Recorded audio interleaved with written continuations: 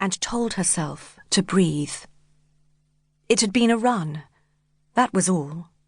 A day like any other, in which her eyes flickered open as the clocks rolled on to 6 a.m., the sunlight breaking through the chink in the curtains, and her body thrilling with the fizz of contained energy. Her mother said that she was like a Springer Spaniel, needed a couple of good runs a day to be bearable. She had let herself out of the house, the clock reading 6:09. Through the garden and out onto the moor, vast in its rolling bleakness. Had paused for a moment, the cool air lapping at her skin. A kestrel cruised above the scrubby moorland, dipping low over the curve of the windsill, following the arch of it as it clambered up into the amber dawn sky. Then she had pushed off, the sole of her foot shoving away the uneven ground below. She ran for the wall, the cold sharp in her chest, the barrenness pushing her to run faster, harder. A pull to the left. Her trainers followed the arc up the windsill, her calves straining against the incline, breath coming hard and fast as she reached the height of it, balancing on the narrow ledge that abutted the stones of Hadrian's wall.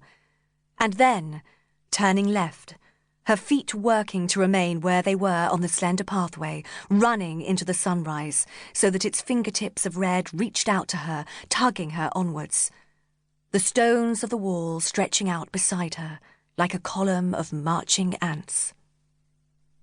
She ran with a long, loping gait, fighting to keep her balance on the sloping land that seemed determined to tip her over. Perhaps that was why she ran it. Perhaps it was the bloody-mindedness of being where the land itself did not seem to want you. Or perhaps it was the wall, because Hadrian's wall was home to her. When she was a child and was asked where she lived, she would simply reply, "I live on the wall." The wall was what protected her from the moor, from the wildness beyond. It was that line of organisation that cut across the moorland, suggesting that even this could be tamed by some stones and an abundance of will.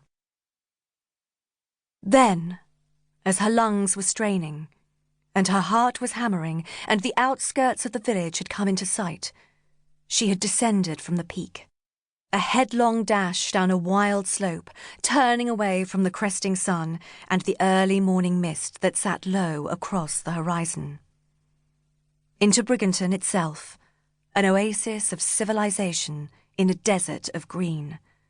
The stone-built houses huddled together, immensely proud of their age and their neatness, the gardens put together with an excess of care, flower beds lush and organised with the precision even the Romans would have been proud of. It had been still as she had run through the empty streets, a town frozen as it waited for the day to begin. She had run through the village, along the narrow pavements that graced roads just as narrow, up past the primary school, past the tree that she had once got stuck in, up to the church, its heavy wood doors shut tight.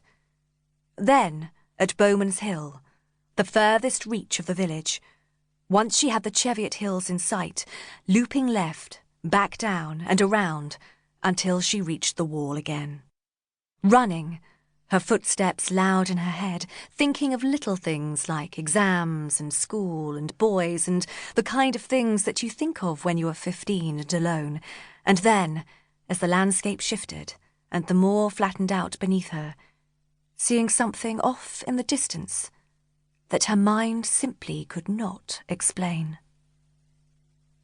Getting closer and closer, and thinking that at any moment the scene would rearrange itself, and then what was before her would make sense again, because she was in Briganton, and in Briganton there were no dangers, and the world was small and orderly and safe. And so what she thought were dead bodies, well, that simply could not be.